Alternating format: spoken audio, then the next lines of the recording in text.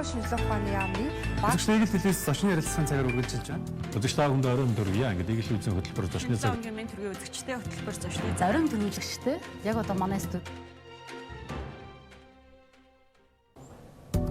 шинжилгээ онгийн мен төргийн үзэгчтэй хөтөлбөр зочны цагаар хүрч байна. Манай студид улсын их хурлын гишүүн Төвшин ирсэн байна. Урилгыг хүлээн авч манай студид ирсэн танд маш их баярлалаа. Баярлалаа. Өнөөдөр телевиз үзэгч болон та бүхэндээ энэ өдрийн мэндийг хүргье. За баярлалаа. Тэгэхээр хаврын чуулганы одоо хувийн хвшил болоод за ажил хийж байгаа хүн бүрийн одоо гол хүлээж байгаа хууль бол татвар нийгмийн даатгалын хууль байгаа. Тэр дундаа нийгмийн даатгал өнөөдөр яг татвар шиг мутацлагдлаа гэдэг асуудал бол сүүлийн олон жил яригдж байна.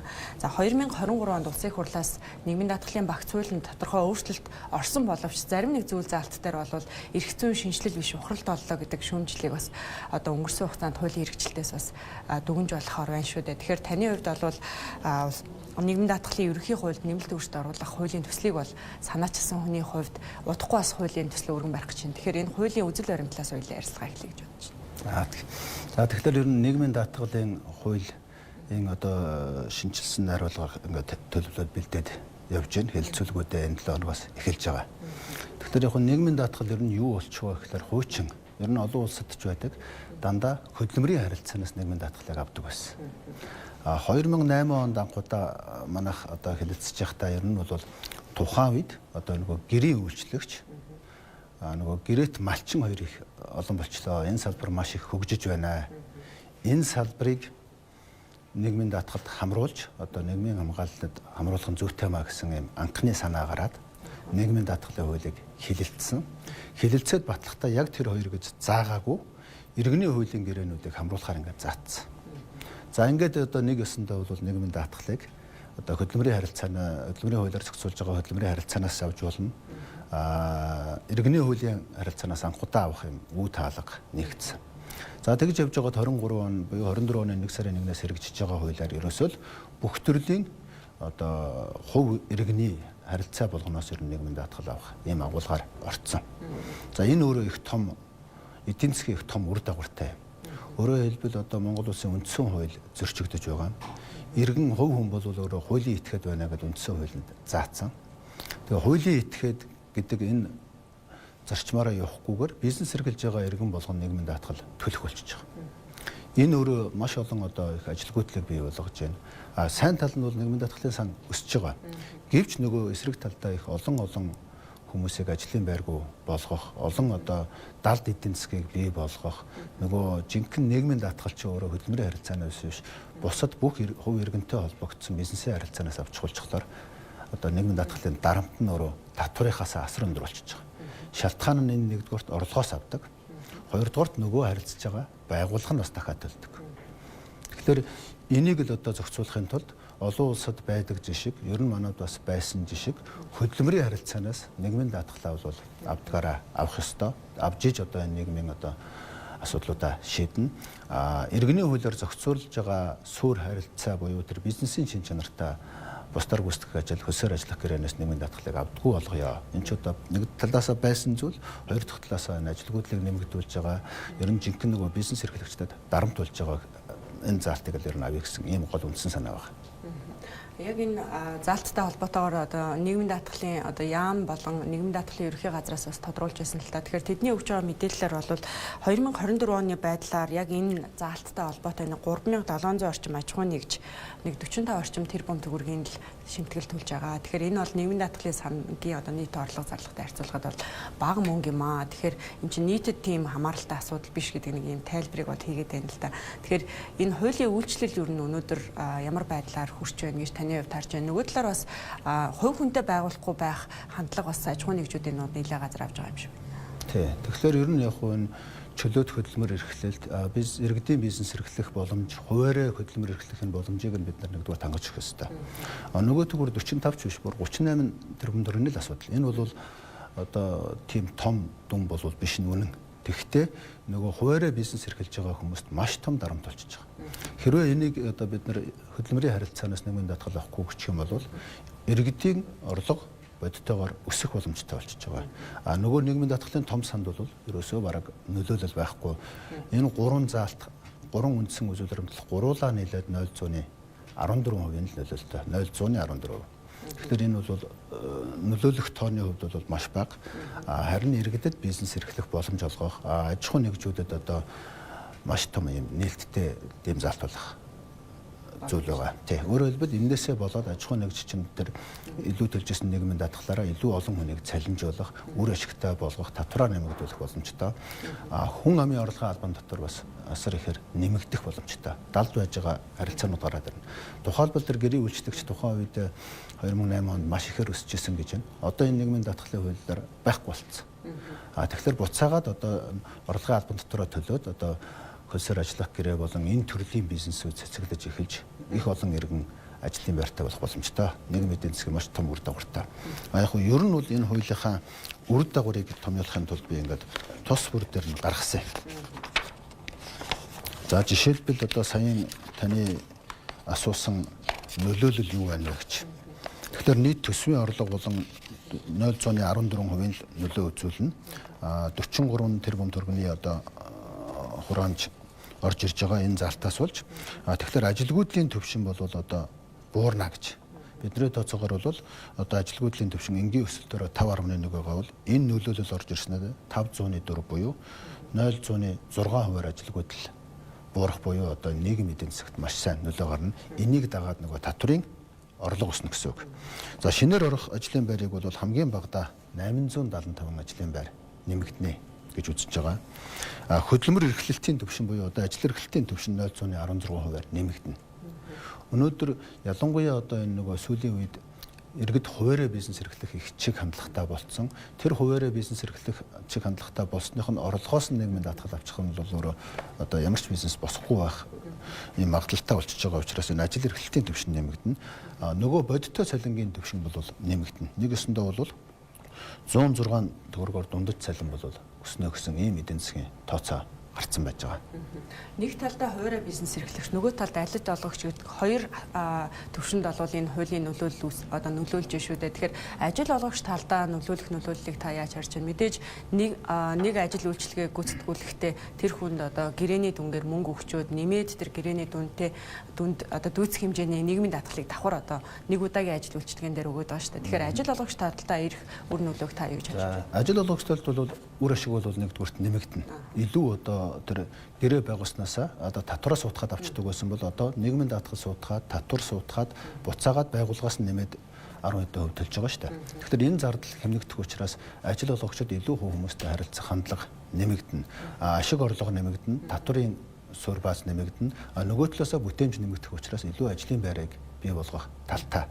Тэгэхээр энэ бол ажил олгогчдын хувьд бол маш том эерэг нөлөөлөл үзүүлнэ гэж байгаа. За ер нь бол яг нэг юм байгаад байгаа. Энэ нийгмийн даатгалын одоо дарамтаас болоод одоо ажил гэрээ хийх боломжгүй болж байгаа. Гэрээ хийх боломжгүй учраас заавал хуулийн этгээд байгуулах болж байгаа. Хуулийн этгээд байгуулснараа дандаа энэ татврын одоо дарамтууд өснөрөө өртөг нэмэгдээд байгаа. Тэгэхээр яг явж үйлдвэрлэл үйлчлэгээ одоо өртөг зардал буурах юм нөлөөлөл рүү явна гэсэн үг. Мэдээж үүнээс гадна таны хуулийн төслийг бас харж байхад ажилтны одоо нэг удаагийн унаа хоолны тэтгэмж одоо төлбөрөөс ажил олгогчоос өгж байгаа мөнгнөөс бол нийгмийн даатгалаас суудах байгаа шүү дээ. Тэгэхээр үүнийг бас болиулах заалт орсон байсан шүү дээ. Тэгэхээр өнөөдөр яг энэ заалтын хэрэгжилтийн үр нөлөөг та юу гэж судлав? Хуулийн төсөлд бас өөрчлөлт оруулснаар ямар байдлаар үр нөлөө гарахаар байна? Тэгэхээр ерөөсөө миний энэ өргөн барихад байгаа энэ хууль бол одоо 30 гаруй гишүүд бид нар хамтраад санаачилсан. Тэгээ энд эдийн засгийн үр нөлөөллийг маш сайн тооцож гаргасан ийм хуулийн төсөл байгаа. Тэгэхээр нэгдүгээр заалт нь бол саяын тэр одоо хөлсөөр ажиллах гэрээ буюу иргэний хуулийн заалтаас нь нийгмийн даатгалыг авах болиё гэж байгаа. Энэ бол цаашдаа нөгөө одоо манай хууль эрх зүйн давхцал дээр их холбоотой. Иргэний хуулиар зохицуулж байгаа бол энэ бизнесийн харилцаа юм аа. Хувь хүнч ба иргэн аж ахуй нэгжч ба хөдөлмөрийн хуулиар зохицуулж байгаа бол хөдөлмөрийн харилцаа юм эндээс бол авна гэж байгаа. Тэнгүүт энэ харилцааг яг суур хуулиар нь зохицуулж байгаа учраас цаашдаа хууль хоорондын зөрчлүүд алга болчихно. Одоо яаж зааж ийнө гэхээр тим орлогоос нь авна гэдээ ингээд явчихлаар нөгөө иргэний бизнесийн орлогоос нь авчиж байгаа. Жишээлбэл нэг хүн одоо ингээд машин түрээсэлж ийн гэж бодъё. Энэ машин түрээсэлж байгаа хүн чинь өөрөө бизнесийн орлого болж байгаа байхгүй юу? Одоо тэр хүний түрээсийн орлого өсөд байх юм бол тэр чинь нөөц төлөх чадвар болоод нөөц төлнө. Энэ хуваарь эрхэлж байгаа учраас шууд үйл ажиллагааны орлогод 10% татвар төлнө. Гэтэл одоо бидний энэ байгаа өнөөдрийн хуулийн зарчмаар тэрнээс өмнө 10 хэдэн хувийн нийгмийн даатгал тэр орлогоос нь авна. Нөгөө тэнтэй гэрээ хийсэн байгууллага дахиад 12.5% нийгмийн даатгал төлөх болчихлоор ч одоо ингээд 30% нөөтийгээ оруулах юм бол 30% болчихж байгаа учраас нөгөө хүн чинь нөгөө машиныхаа сэлбэг, зардал, бензин, засвар үйлчилгээ дахиад бизнесээ өргөжүүлэх ийм ямар ч боломжгүй болчихж байгаа. Зөвхөн одоо машин төрөөслүүлэгчийн хувьд. За дэлгүүр худалдаа эрхлэх гэдэг нь маш олон асуудал гарч ирж байгаа. Тэгэхээр энэ асуудал дээр бол тэр үйл ажиллагааны орлогоос 10% төлөөл, нөөт төлөгч бол нөөтөө төлөөл ингээд явж байгаа ийм асуудал гарна. Нөгөө талдаа хөдөлмөрийн хуулиас нийгмийн даатгал авахдаа хөдөлмөрийн хуулины үндсэн цалингаас авна гэсэн юм заалт. Одоо манай хөдөлмөрийн хуулийн дээр байдаг.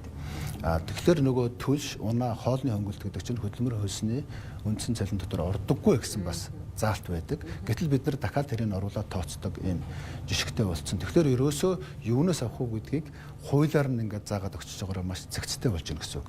За тэгээ яалтчгүй нөгөө төлш, шатхан, унаа, хоолны хөнгөлөлт чинь ажиллаж байгаа иргэдийн бодит орлогыг нэмэгдүүлнэ. Яг одоо биднэрт нөгөө Масловын онцлог хамгийн түрүүнд иргэдийнхэн бодит орлогыг нэмэгдүүлэх нь нэгдүгээр чухал. Тэгээд тэр үндсэн цалин хөлс нэмэгдэл урамшууллаасаа бол нийгмийн даатгалыг зайлшгүй аавна. За энэний нөлөө бол бас их бага. Гэхдээ нөгөө эдийн засагт үзүүлэх нөлөө нь бага боловч юундаа биш нийгмийн даатгалын санд үзүүлэх нөлөө нь бага боловч эдийн засагт эергээр үзүүлэх нөлөө нь асар их байхгүй юу.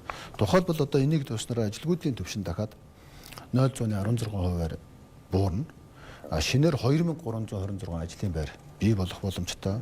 Хөдөлмөр эрхлэлтийн түвшин 0.23%-аар өснө. Цалингийн дундаж дахиад өснө гэсэн ийм эдийн засгийн тооцоонууд гарчиж байгаа.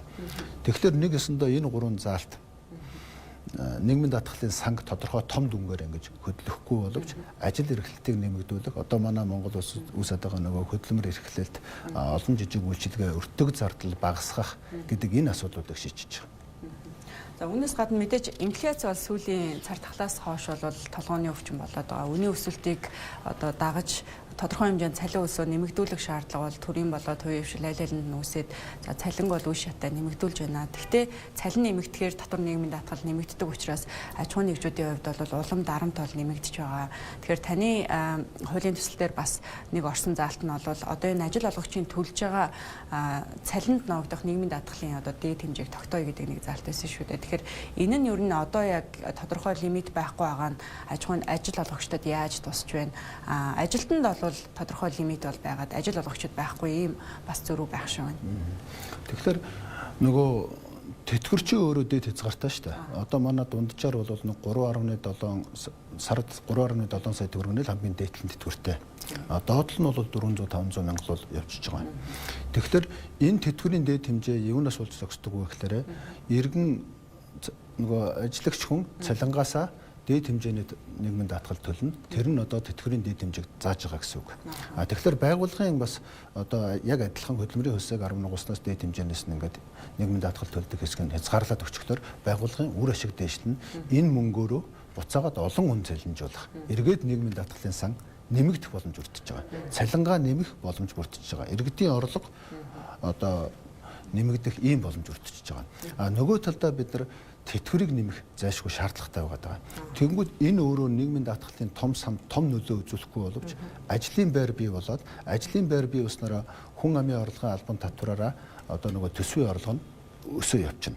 Тэтгэврийн одоо гол асуудал бол энэ тэтгэврийн дундаж хэмжээг л бид нэмэгдүүлэх ёстой учраас нөгөө энэ нийгмийн даатгал дээр аль болох олон хүн хуваарь хөдөлмөр эрхэлж яагаад дараа нь тэд нар чинь буцаагаад ажилтан аваад тэгээд одоо ийм энгийн хэлбэрээр ажлын байрыг нэмэгдүүлэх замаар сангаа хөдөлмөрийн харилцаалуу шилжүүлэх замаар одоо бид нар энэ сангаа нэмэгдүүлнэ. Тэгэхгүй бизнесийн харилцаалуу нь ороод сангаа нэмэгдүүлчихлээр ажилтандаач дарамттай ажил эрхлэх байдал нь буурна. Энэ одоо урт хугацаанд явах юм бол ажлын байр гэдэг асуудал улам багасаад бидний сан буурах магадaltaй.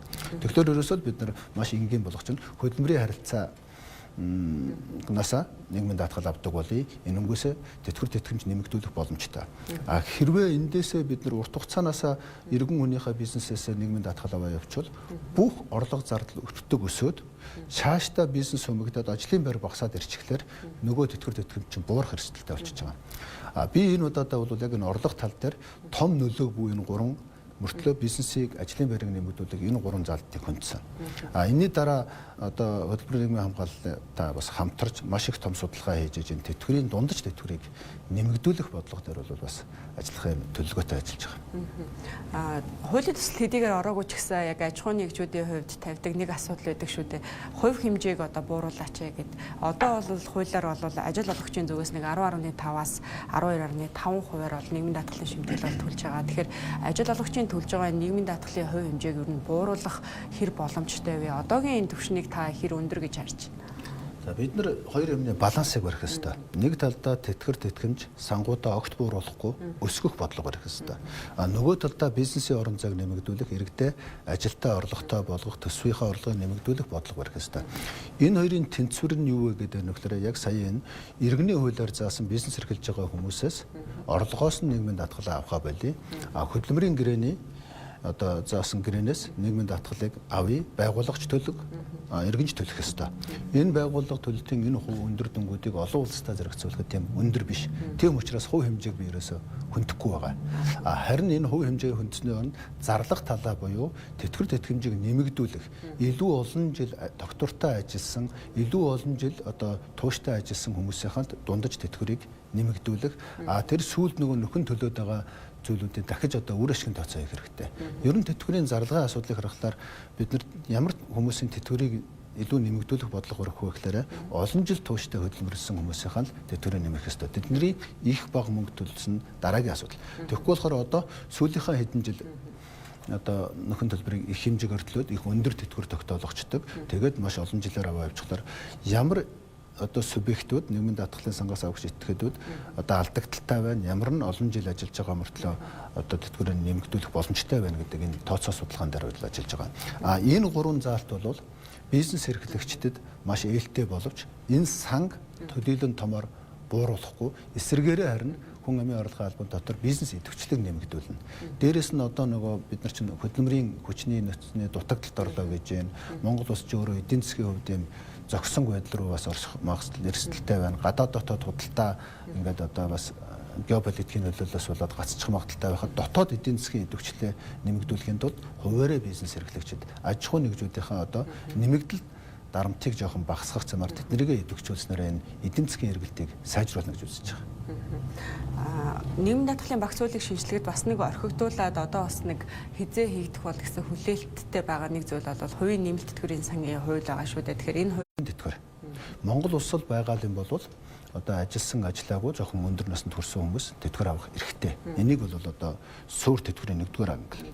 Хоёрдугаарх нь ажиллаж хөдөлмөрлж одоо олон жил нийгмийн даатгал төлсөн хүмүүс нь арай тэрнээс өндөр тэтгэвэр авах эрхтэй.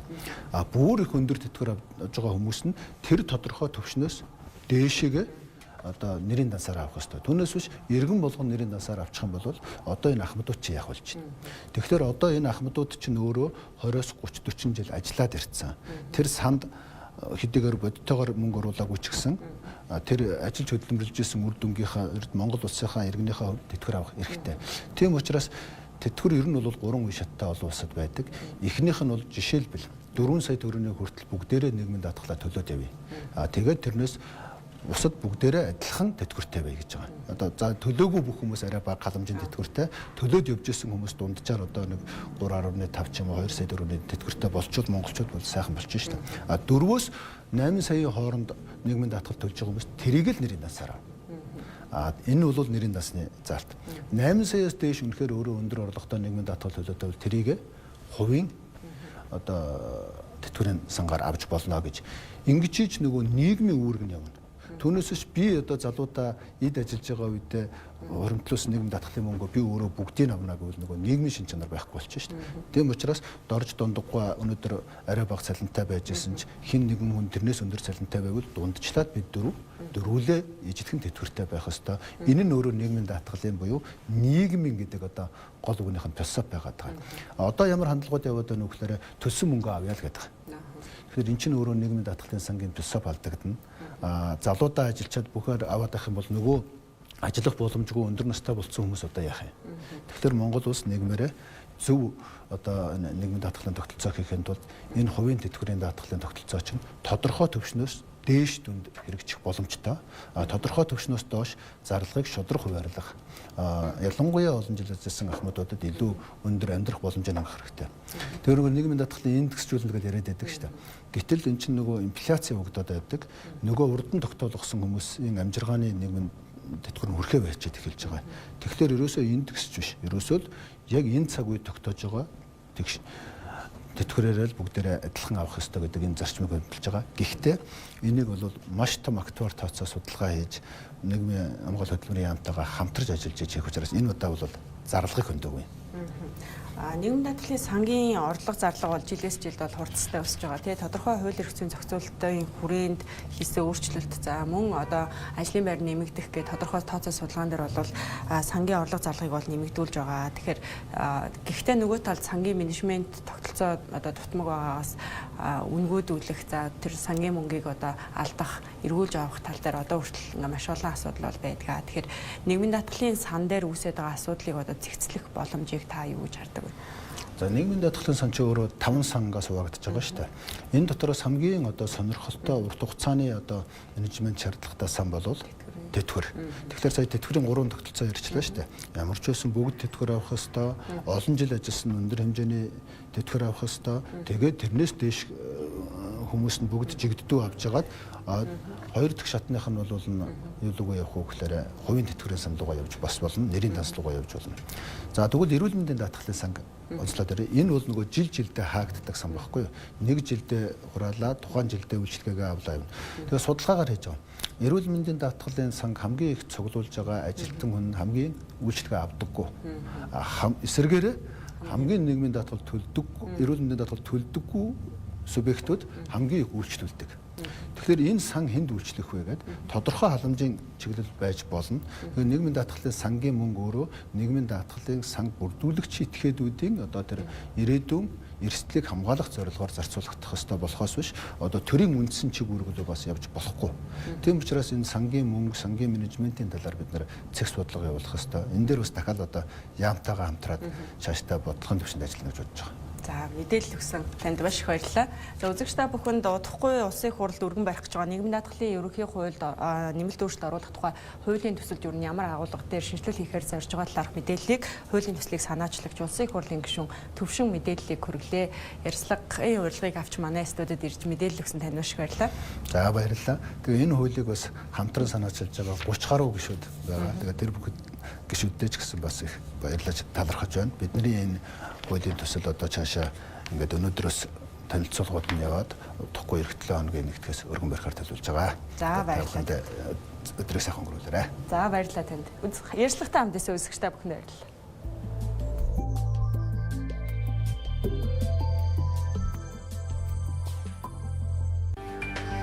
Ахарлаа та бүхэндээ баярлалаа. Би За хөтөлбөртөө хамтаа үзэж та Манай студид боловсрол шинжилгээ ухааны яамны Үзэгчдийн хэлээс зочны ярилцсан цагаар үргэлж